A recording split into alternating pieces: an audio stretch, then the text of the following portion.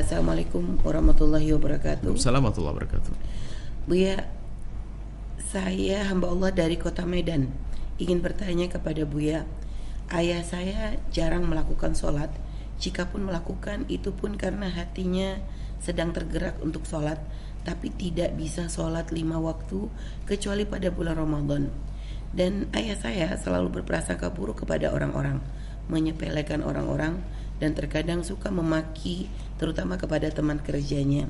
Jadi Buya, saya ingin di akhirat nanti bisa bertemu dengan orang tua saya, dan saya melakukan hijrah karena Allah untuk bisa membantu kedua orang tua saya dalam beramal soleh. Pertanyaan saya Buya, apa yang harus saya lakukan agar amal yang saya lakukan ini dapat membantu meringankan hukuman orang tua saya dan bisa bertemu, dan sehingga kami bisa bertemu di akhirat kelak. Sekian dan terima kasih Buya, mohon pencerahannya. Baik, ini berlaku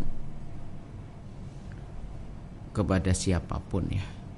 Jika ada sanak kerabat dan saudaranya melanggar Allah seperti tidak melakukan sholat, maka tanda kasih dan sayang kita agar dia selamat dan juga kita juga tidak dosa, kemudian buahnya bertemu di surga nanti, adalah kita yang mengingatkan.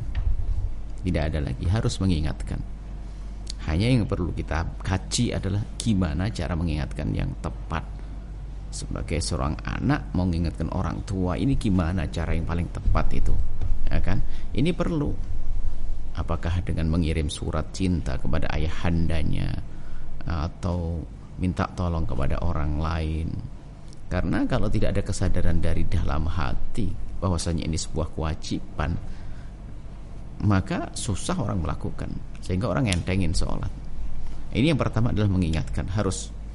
Dan kemudian dengan mengingatkan itu bukan sekedar kita ingin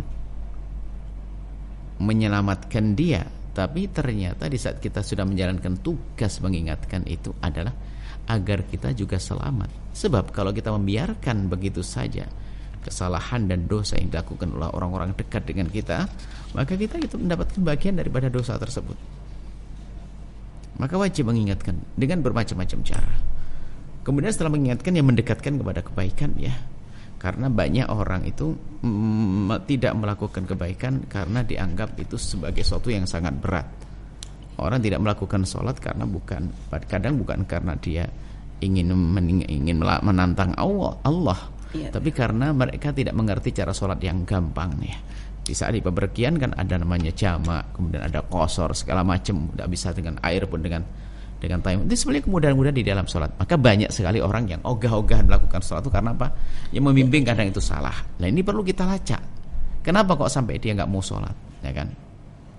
Atau mungkin karena kita kalau ngomong itu pakai marah terus, sehingga jadi nek dia. Yang sudah mau sholat jadi batalin sholat gara-gara perilaku kita. Ya, artinya kita sendiri harus koreksi diri. Bagus, Anda sebagai seorang anak merindukan untuk kebersamaan dengan orang tua, itu ya harus dong kebersamaan di surga nanti. Maka Anda beramal soleh Anda ini, tapi jangan lupa juga mengingatkan orang tua.